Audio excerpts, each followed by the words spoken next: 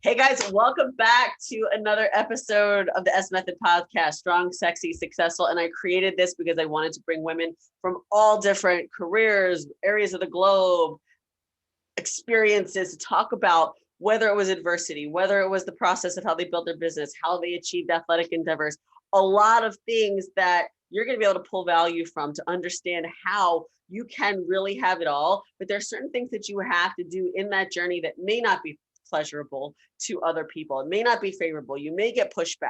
You may have self-doubt.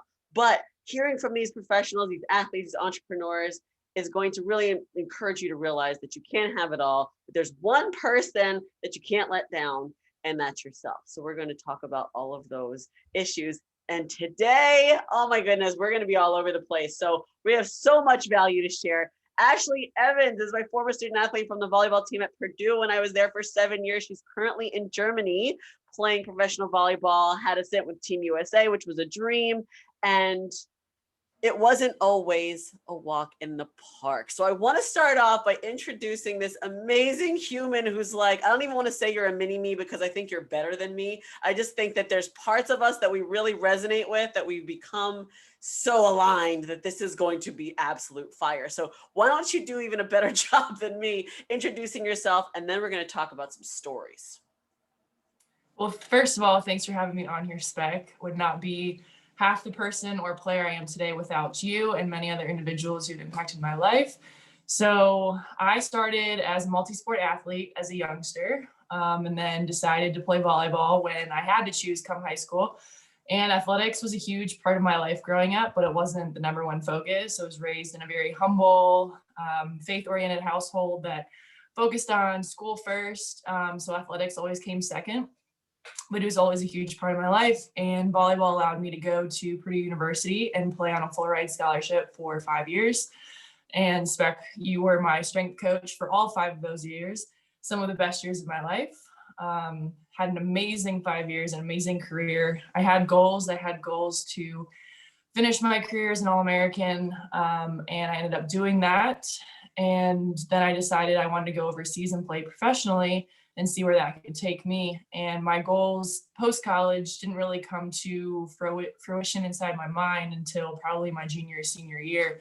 I didn't know what exactly I wanted to do in the professional volleyball world, but one dream wanted to be playing with Team USA in any capacity.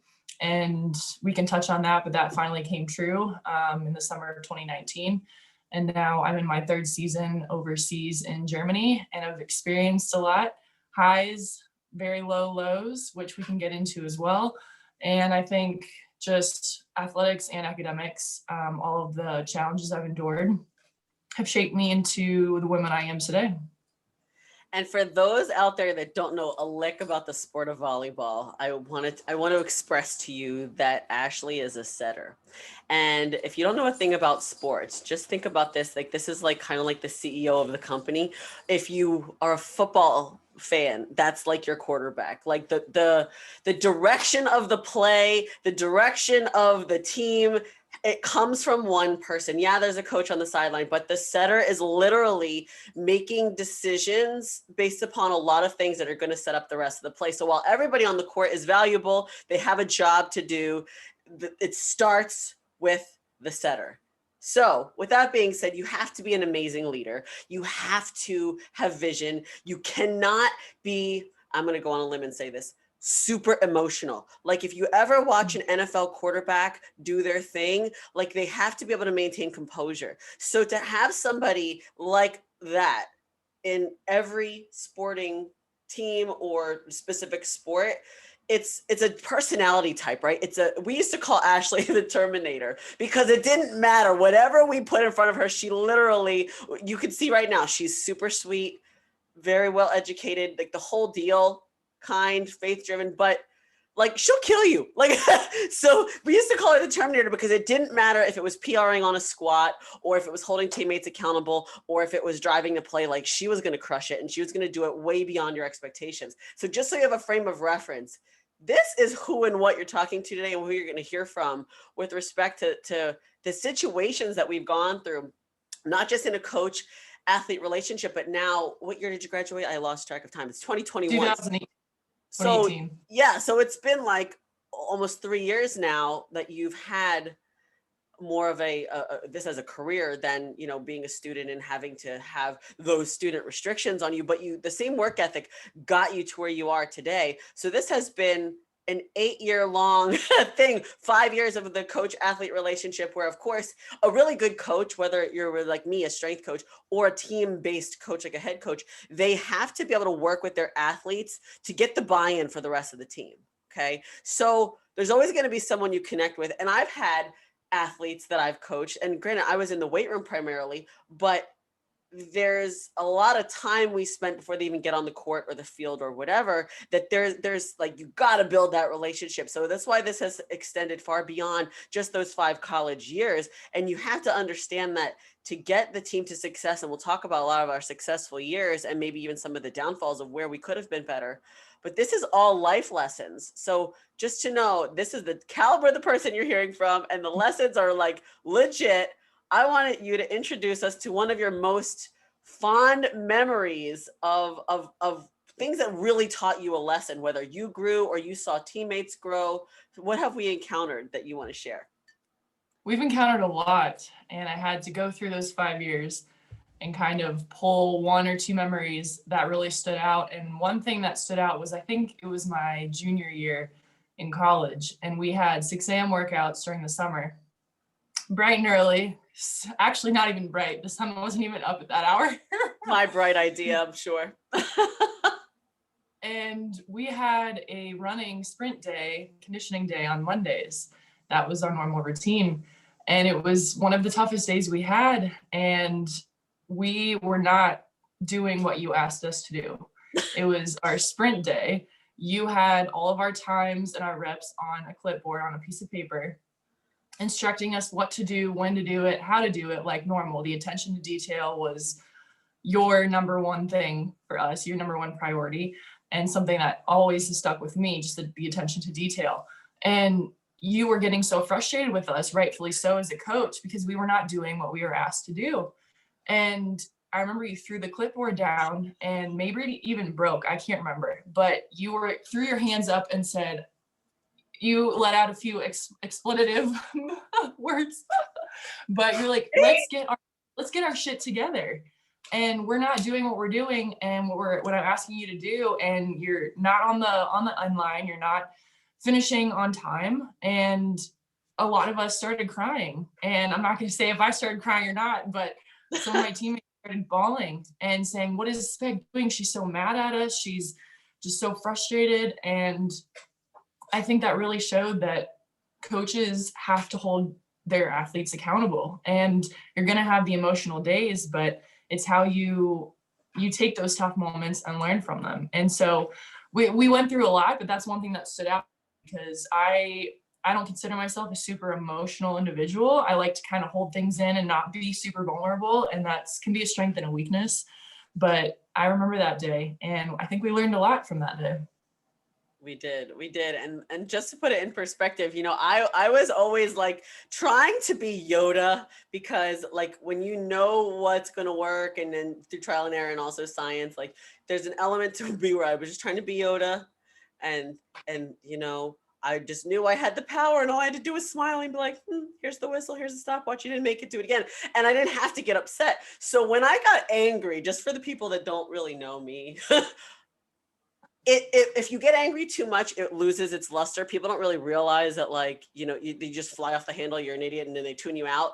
So when I got upset, like, I think it was when people actually listened, because they realized that that was not my character, to fly off the handle every day. And you become like desensitized to emotion when like the emotion is just high all the time. So I remember that day, and I don't know exactly if it broke or what happened, but the clipboard went flying, and you just throw your hands in the air like, I don't know what to do.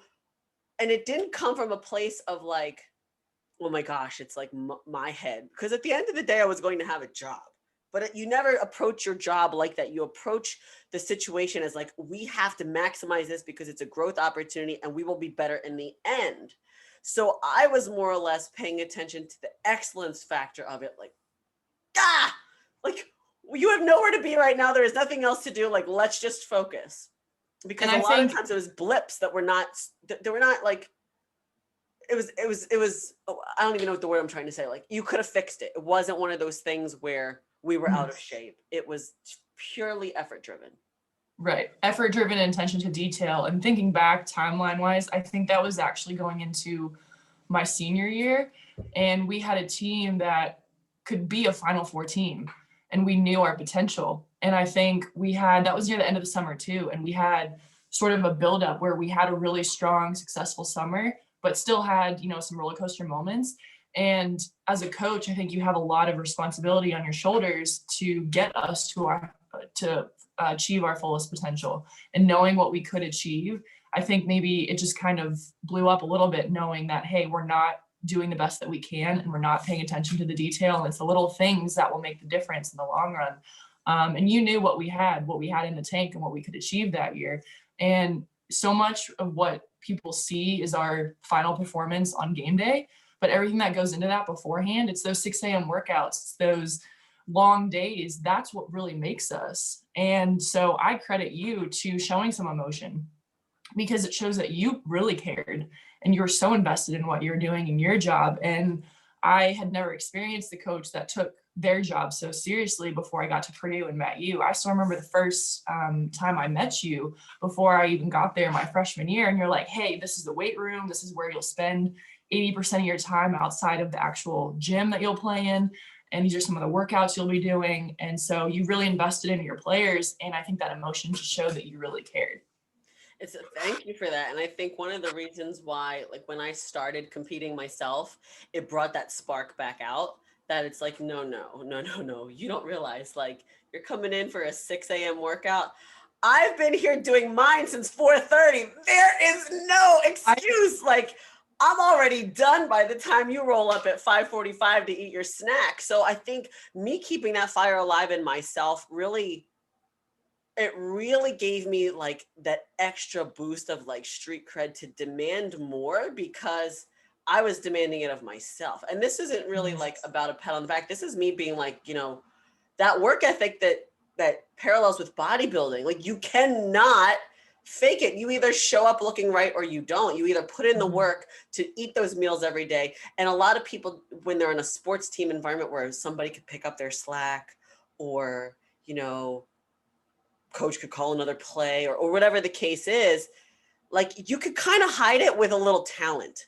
So when I started bodybuilding and I was coaching at the same time, I was like, you are either going to be mean because you're carb depleted, or you're going to be able to show up with the real deal and be like, I don't have any excuses, and I'm over double your age. Like, get on the line. So it's one of those things where, as I move into a business side now where I'm not employed by a school, but I'm running my own business, the same discipline that you just talked about, the same work ethic of showing up every day, it results, so for the business people out there, in your bottom line. Because if you don't do it every day, you're not going to get the result. And I feel like a lot of people who've gone through the adversity, whether it was yourself in an athletic environment where it taught you, like, you got to do it, or say you came from hardship, maybe you had a troubled past and there's worse out there, and the alternative is prison, or the alternative is this, that, and the other thing. Like, you really realize, like, that little bit of work ethic in the moment when it's like hard, I'm emotional, and I want to cry, like, you realize it's nothing in the end. Right. Yeah. And I would say another thing too that goes along with that is accountability. Not only self-accountability, but being on a team, having your teammates hold yourself accountable. And another moment that pops into my brain is, I think it was probably that same summer, and maybe in the fall, right when we started season in August, we would often have team meetings with our sports psych. And I remember one meeting we had, and I went off, and I called people out, and I said, hey, we're not doing the reps in the weight room. We're not doing the work we need to do. And I respected my teammates from the standpoint, a couple of them actually came out and said, hey, I know I'm cheating the reps. I know I'm not putting in. Glad I wasn't in that meeting. Yeah. And I know you weren't in that meeting, but I remember coming to you and said, hey, people are coming forward saying that they're not doing what they need to do. And as a teammate, you feel like you're being let down. And as much as you want to be the nice guy and say, it's okay, like, you can do better than that, no, you need to have some tough love. You need to hold your teammates accountable. And one issue I've always struggled with is trying to balance being respected and being liked. And Yeah. I tend to cater to the I want to be more liked than respected in a way, because I think actions speak louder than words. So I wasn't always the person to call someone out and say, hey, you're not doing this right, or you're not doing that right. I'd rather show someone how to do it instead of verbalize it. And I've definitely grown in that department. In college, being vocal was not my strength. I admit that. I'm definitely a leader more by example, but I think today I'm more vocal than any part of my 25 years of playing sports.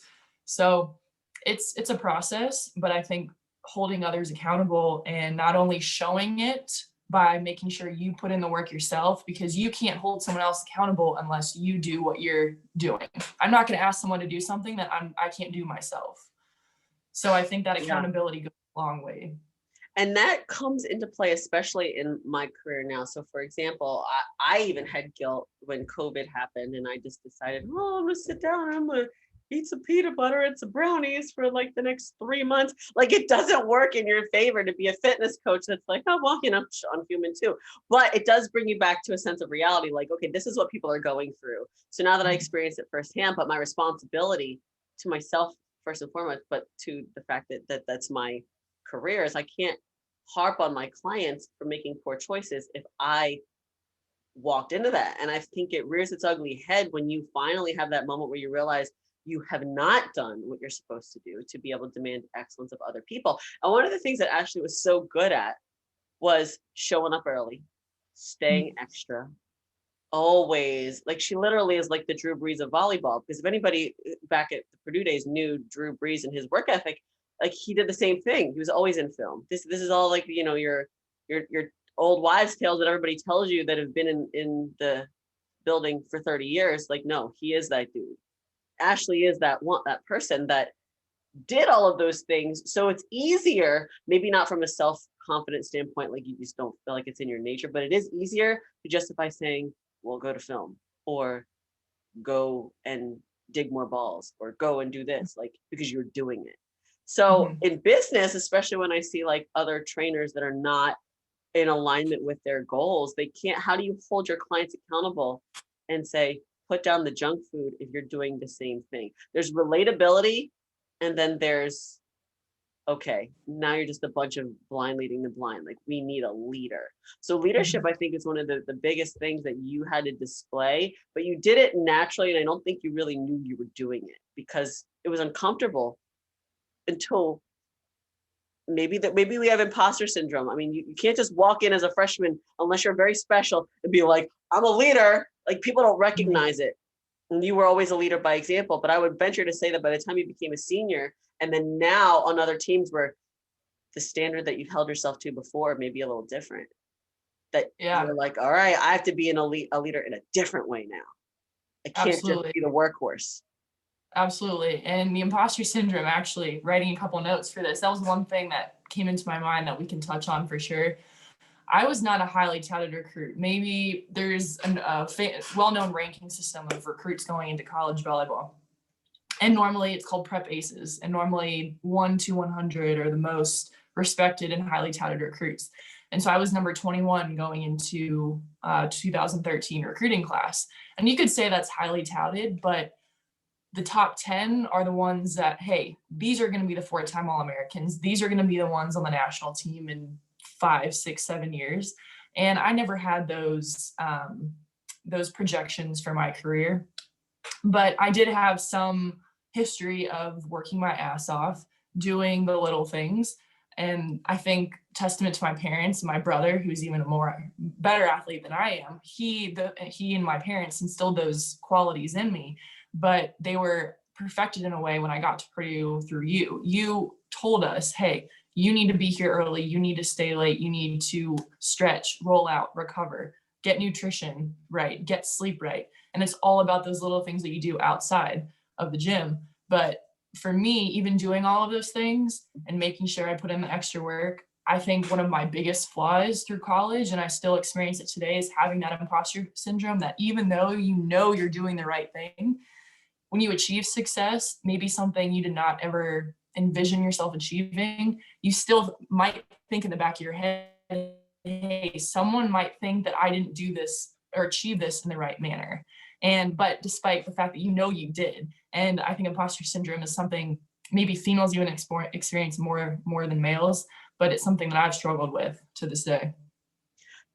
It's so funny because as you're talking, I'm thinking about how it shows up in like a normal people world, like non-athletes, and in weight loss. Just think of something super simple like weight loss. I actually did a Facebook Live on this the other day. It was talking about how some of the encounters that I have with people on consult calls, they don't know what it looks like to do the simple, like to lose 20, 25 pounds. They've never been there. Their whole lives, their family has, made it normal to drink, smoke, eat bad foods, all of this stuff. So they don't know different. And it takes either a dire situation or somebody else that they actually respect and identify with to break the mold. So in this particular situation, a woman I spoke to the other day, her cousin just did it. Looks phenomenal. So now there's like that little bit of belief, but where I see people failing is when the imposter syndrome comes in and they have this fear of, well, that's not me because that's not what I know.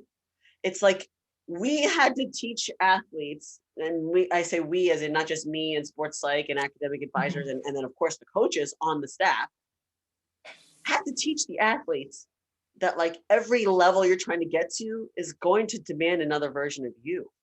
So when a person calls me and inquires about services and says, well, I drink like all of this wine and I do this, I'm like, that's great. There, like wine is great. You're going to have your glass with dinner. But I'm going to tell you something. I personally can't drink like that. And the reason why is because I've upgraded my body, my mind, my hydration, everything to a point where I'm sensitive to it. And what I'm sharing with you is that if you desire to get that body that you know I've had or I have or whatever, there's a responsibility to it. Nutritionally, all of that. It's the same thing in athletics. When you step up and you act like you're already an All-American, or you perform like that, and that becomes you, the responsibility to maintain that, you can't go back the other way, because unfortunately, the way our bodies respond, the way our minds respond, the way our practice habits, you can't go back the other way because then you're going to get that result. So people have this imposter syndrome when they touch a little bit of greatness because they don't believe that can actually be them because they've never seen it. And I don't know when it goes away. That's the one thing that I wish I had, the answer to, because I think we could write a book and get really rich. But when does it go? Like, do you think that some people in professional sports are like, oh, I'm there? They still battle their own mental demons of like, oh, I was just that little kid with a dream. 100%. Now you've developed. Yeah. I would still think someone like Drew Brees probably still has some feelings of that or some thoughts of, hey, did I really earn this? Knowing in the back of your mind he did, but imposter syndrome, you have the fear of someone exposing you as a fraud, even though you know you did it in a humble, truthful manner. And I guess the best way to ask it is like, how many qualifications, how many accolades, how many trophies, how many whatever do you need to believe that's you? And I say that because how many years did I spend collecting certifications and having jobs? And then there are still times that I'm like, am I even good at what I do? Which is asinine to ask that after 20 years, but we still have that gut check moment of like, is this really me?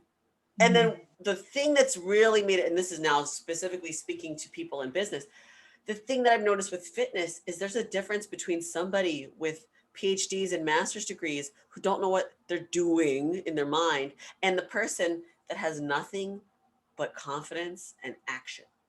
And when you put the two of them together, it's like, damn. So if you are confident, you take action, and you really realize what you're working with from an athlete perspective with your skills and your accolades, or whether you're collecting degrees and certifications, when you marry that, then it's lights out. It's over. Yeah. It's like there's and also, right. And also it's important to work towards goals and achieve things that you can write down on a resume, on paper, have those certifications, degrees. But at the end of the day, sure, I had goals of maybe being a 4-time All-American. Did that happen? No. I did it once, but what I find a lot of peace in is knowing that every single day I put forth the effort I know I needed to be the best version of myself. And that's what I define as success. If sure, a goal of mine is to be back with Team USA. If that doesn't happen, that's fine, but I know I put in the work to put myself in the best position possible. I know I've had teammates collegiately, professionally, who have achieved phenomenal things, but have they always done it in the best manner? No. And they know that. Other people know it. And I'd rather be respected as someone who went about going through my daily routine and my career, doing it the right way and the humble way than cheating in a way.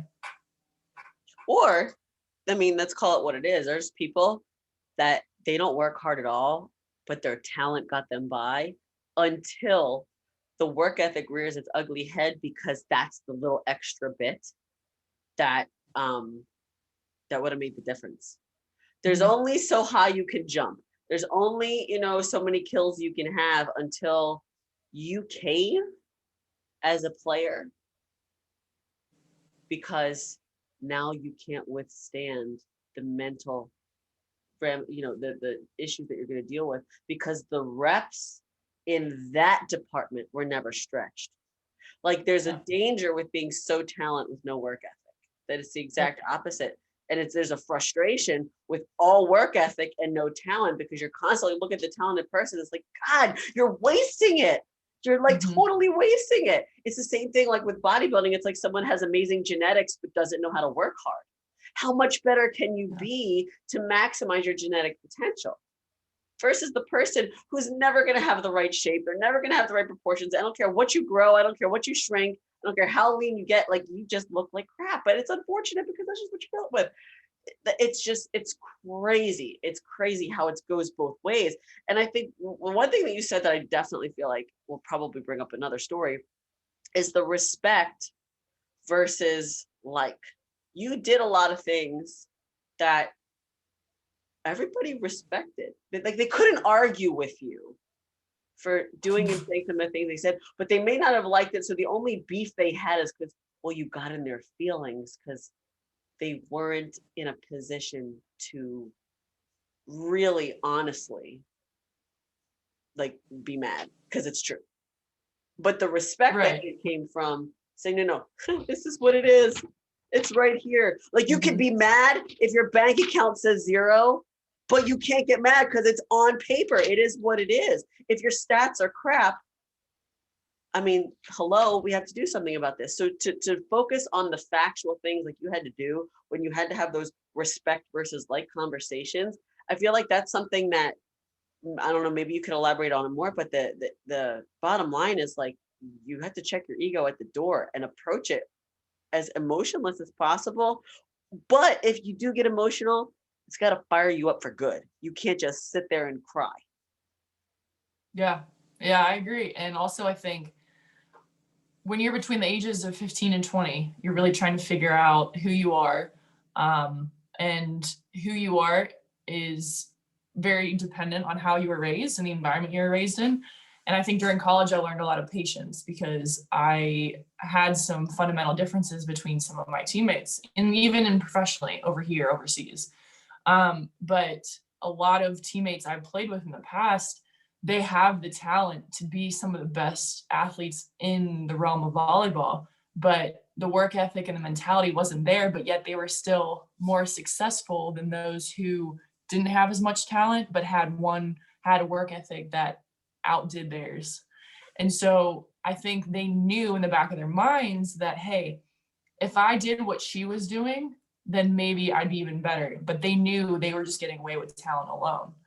And I think that sort of bitterness and knowing that, hey, I could be better, but I'm satisfied, that created some issues for them and for the team as a whole. And this has happened in college, this has happened professionally, nothing too specific, but it's hard knowing that, hey, I may not be the most talented, but I put in work, and I probably will never get to the level that some of my teammates have gotten to. But just imagine if they had such a work ethic, how good they could have been or could be in the future. And sometimes that irks me and irks those athletes who aren't as athletically gifted, because it's like, hell, I would kill to have the talent you had. And to combine that talent with a specific mentality, man, you'd be just on a whole nother level. Oh, for sure, for sure. And one of the things, because this is going to segue very nicely into some other topics, is how that can create a hostile environment. However, if you stand your ground, it takes a lot of strength to navigate problems. And we have gone through in the same time period, respectively, our own hostile environments of where we had to take a stand and just say, no, I'm not going to let this affect me. And then take action to take the course of action to a different direction. So it's separating the problem, right, from the situation. I know how can we ease our way into that one? But we, it's conflict resolution, right? Conflict resolution, if I could speak, is a big deal. But at the end of the day, if you have the ability to stand your ground and you know that you're doing it for the best reason, or you're personally satisfied with what you're doing, I think you start to get wise that that hostile environment is created not just with difficult conversations, but from other people's insecurities. Yeah, and I have a perfect example to go along with this. So I'm not saying a specific year, but one of my years overseas, I was part of a team that we knew we were not putting in the work we needed to as a team, not individually, but as a team. And our coaches weren't holding us accountable. Our coaches were not pushing us. And for me, I'd rather be pushed farther than I think I can go, because how do you know how far you can go until someone outside of you asks you to do more than you would ask of yourself? And so we had many meetings with our mental coach. He wasn't part of our club specifically. He was actually an MD, psychiatrist, but he works with athletes. So he was asked by the club to come and talk with us. And we had multiple meetings throughout the season. And eventually we got to a point where we had to put everything out on the table. And we decided to put in some extra work. So led by myself, I asked the coaches, hey, can I go in and set some extra balls in the morning twice a week for 45 minutes before we do weights? And that had started at the beginning of the season. So it was nothing new. And then I decided, hey, maybe this will help some other players. Not once did I ever say, hey, to my teammate, you have to come in, you should come in. I think this would really help you, in a derogatory way, saying you're not doing enough. I never did that. I always put it in the group message saying, hey, I'm going in at 9:15 in the morning. If anyone wants to come, great. And some girls voluntarily came in. Well, that turned into about 2 months later, half of our team saying, I don't understand why people are doing this. It makes you guys, there were I think 4 or 5 of us that would always come in voluntarily. It makes you guys look like queens. These are words, this is word for word, what my teammate told us. This makes you guys look like queens, and this makes the rest of you guys look like losers who aren't going in. And this is all voluntary, knowing that we're sitting in the bottom of the league standings, that we're playing like shit. And at the end of the day, we have full access to our gym and have this extra time to do work. And people know they need to put in the extra work. And what you do outside of just the regular practice hours, that's what makes the difference when the game lights come on, when the stage lights come on. It's not what you do during those 2 hours twice a day in practice. And so that was insulting to me, because to have someone from a mature standpoint, they were not very mature. They said, you look like queens because we're putting in extra work to make the team better. I never understood where that came from. But again, with the accountability and being respected versus liked, they respect me for it, but they don't like me for it. They think I'm doing this for myself, when in reality, I'm doing this to make myself better for the team. It's all about the team at the end of the day. Well, and here's the real big question, because people are probably listening like, okay, well, how do you stick to it? A lot of people cave when societally or socially it's not acceptable, and they cave because they want to be liked. They cave because they start thinking, well, why am I doing this? And they let the other opinion get in their head.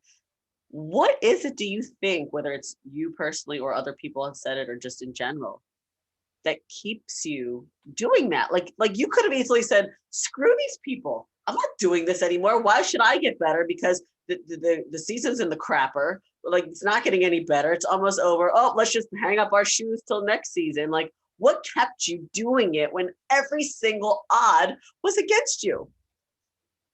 My love for what I do. I know that every rep I get, every second I put in will better me and in the end better the team I'm on for the future. And you have to love what you do. You have to love the process. If you're only focused on the end results or the accolades or the success, then why are you doing this in the first place? It's all about the journey. And so for me, my job is to put my hitters or my teammates in the best position possible to score. That's what a setter is in the sport of volleyball. We're the quarterback, and it's all about the reps. And so at the end of the day, I don't care if people view me as a queen in their words, but I'm doing work I know I need to do to put that person who said that in the best situation possible, because my work is going to make them better. So mentally, it's just getting past the I don't like you for this, but I respect you. And I think during that season and during that experience, I grew a lot because I finally got past the I don't like you, but I respect you, and I'd rather be respected than liked. And you know what? In a real world example, that's in a lesser, I don't want to say seriousness, but like it's not a team environment, it's a personal environment. It's the same thing that happens with people that they cave to other people's opinions because, oh, perfect example. Now that I work with ladies or normal people that aren't athletes, they're just professionals. Oh, my husband came home with pizza, this. And it's like, no, you can't eat that because of this reason, not because it's bad food, but because this is what dairy does to you, this is what gluten does to you, etc., etc. Like you have real reasons to stick to it that still you don't love the process of what you're doing in the journey to be better. You're not connected to the why as to why you wanted to start anyway. So we got to go back to square one.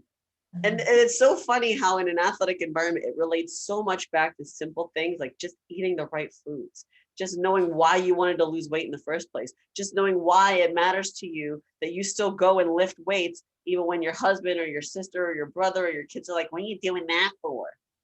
Most people go the other way. They would rather be like, well, fine, I'm just going to sit home with wine and Netflix and eat some cheese. And it's like, okay, can you just go to the gym first? Like when you're not connected to the love of what you're doing for a deeper reason, and it sounds like hogwash. It sounds like I'm just sitting here being like kumbaya all the time. But I tell my people, what is your why? A lot of people that are college athletes, maybe their why is because they were broke and their parents couldn't pay for school. So their commitment is to not have mom and dad pay tuition. So they had to be the best. Or maybe their why is because all they've known is achievement. And this is just the next step, but they might not even like that sport anymore. This is just the path. Like, what is your why? Why do you want to go to a top tier school? Why do you want to be an All-American? Why? Because if you're not ego driven, it's not ego, it's personal excellence, but you still have a deeper reason as to why. And I think a lot of times, you know, in my own personal athletic journey as an adult, like, why? Why am I complaining that 4:30 in the morning I'm on the Stairmaster? I have a choice to go home. Why am I still here? And Yeah. I would have those reflective moments in myself without realizing I was doing it because I had the choice to leave and I didn't. And then I came back the next day. And then I came back the next day because it became that I loved who I was becoming when I smashed that belief of just go home. You got a dog, you can go cuddle up. It's cold. It's Indiana. It's February. Go home. Mm-hmm. There's And something that kept me there. Another thing to go along with that is with athletes and even in business too, discipline versus motivation. Yes. Every day we're with where's the motivation? Why are you doing what you're doing? What's your why? And it's important to have that in the back of your mind. But as athletes, especially, I think we experience days where we are not motivated more than not. And so it's the discipline of just getting up and doing what you need to do and what you want to do and have to do. And you have a choice. Every day you have a choice.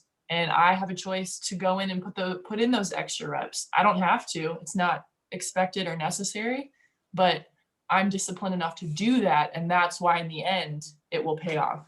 But expected or necessary by who? Somebody else's minimum requirement. Everybody knows that if Michael Jordan wasn't shooting in the gym extra, he wouldn't have become the brand that he is. Everybody knows that if, all of these other people didn't do the extra, that they wouldn't have a separator. There wouldn't be a dividing line. And I feel like when you talk about like you make a choice or you follow your why versus doing what's easy. I knew that when I left my job, I would have 500 people applying for it. I knew what the resume pool was like. I was pulling resumes for other jobs. And I could have just kept it out of ego and said, well, I have something that everybody wants. There's power in making a choice to follow your why. Some people have to make a hard choice to step away from their sport because their why is different, or their job, or step down from their company, or whatever it is. And I adopted this like phrase now ever since then, saying that there's power in saying no. There's also power in going above and beyond. So it's really knowing where is your compass, where is your goal, where is your why, and it can change. But you don't get stuck doing something just because it's the way it is. If you grew up playing a sport your entire life but you really hate that sport, that's what I actually feel like the differentiator between you loving every little journey, the process, even the suck, versus somebody who's, well, this is just my meal ticket. Like you can't look at it that. And I've actually had that quandary with fitness. There are days where I was like, God, I hate fitness. I hate people. I hate coaching. I knew that that's not true, but it was like the moments of things getting in my head. I don't hate people. I don't hate coaching. I hate my own inability to think clearly in a situation where I let it affect my judgment of what I do. But people stay in careers that they hate because it's the only thing that they have. I knew that I could switch, but I was like, well, fine. If you hate your job, stop that. Well, no, I really do want to run a business and I really do want to help people across the globe. But it just took that sifting of, why am I really doing this? What is the greater mission and vision? And when even myself being my own worst enemy, like you have to be able to handle that. But when people make decisions because it's their only option, or they really are squelching their passion or their fire to do something different, that's when I feel like you get those teammates that don't have the same desire to show up, to do more, to love it. They're just a gamer. Practice is nothing. They go through the motions, but when the lights flip on, look at me. And it's so hard to deal with that if you're somebody who is not like that. Right. And I think I pride myself on, and very similar to you, is to work in silence and let your performance speak for itself. And one thing that's definitely different now compared to when I was recruited in high school is the social media game these days, and specifically tailored towards athletes at a young age. They are broadcasting for the world to see their efforts and the work that they put in. And in a way, okay, I understand why they do that and I applaud that. And yes, they're putting in the work, but then they're putting it out there for everyone to see. Well, it's more of like, hey, look at me doing this. Well, at the end of the day, that might help in recruiting, but you got to have some humility with what you're doing. And why can't you just let your performance speak for itself? And just the dynamic has changed with social media these days. Yeah. And I think this has been such a phenomenal, meeting of the minds to get the point across that when you focus on one thing that you love and you really identify it, that's when it becomes just a lifestyle, right? It becomes what you do and it becomes what you love, but it doesn't necessarily define you. Like, so in the weight room, on the court, you can be the Terminator, but in real life, like, you are a human being that knows how to separate what's really important and what's kind to do. But you can walk up there and be one of the strongest, most successful people and still maintain your humility, even though you're sitting there wanting to rip someone's head off as a fierce competitor and savage, of course. Do you have any last memory, advice, something that you wish you knew, like just whatever you were like, this is the most important thing to contribute right now that makes you feel good, whether it's funny memory, whether it's, what do you have for us to finish this off? I think the most prolific thing that comes to mind is you can never achieve anything alone. And for me, there was a quote I know I sent you the other day.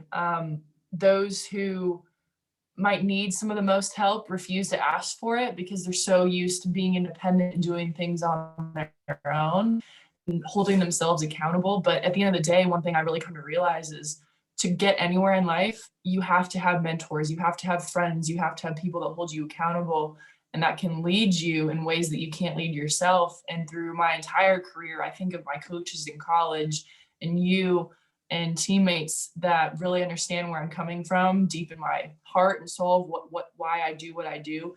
And you have to be able to rely on those people for the good and the bad. You have to have some tough love, and it's a journey you cannot walk alone. And you have to be able to allow yourself to reach out and ask for help, being vulnerable. And that's still something I'm working on today, but it's a process that takes a team in anything, business, athletics, relationships, life. You have to be able to work with others and ask for help when you know you need it. That is clutch. And if any of you listening or watching can't see why we are kind of basically cut from the same cloth and really always got along, it's because there's some core fundamentals that when you really connect with people, you have to maximize that relationship to ensure that, it's is it symbiotic? Is that the best word? Where Mhm. I'm not just there feeding people food and workouts and sprints and barking at them.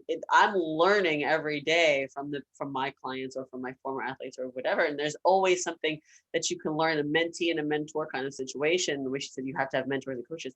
So key, because every experience or challenge that I give a mentor of mine, they got to figure out how to circumvent it if it's something that they have not dealt with before, and then their arsenal of expertise grows. So it definitely goes both ways. And what they said, I was talking to somebody yesterday at an event that I was at.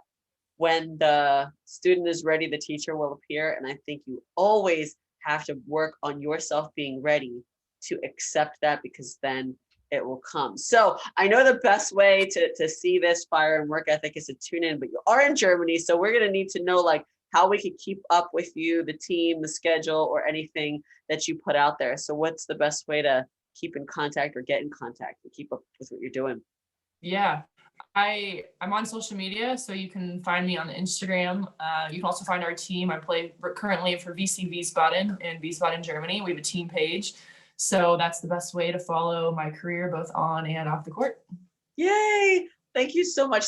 I mean, we could probably have like a whole series. There's so much that we've learned in the realm of like college sports and everything that we've had together, but we will do this again. But thank you so much for coming on today. Thank you for having me. Always a joy to talk to you, Spec.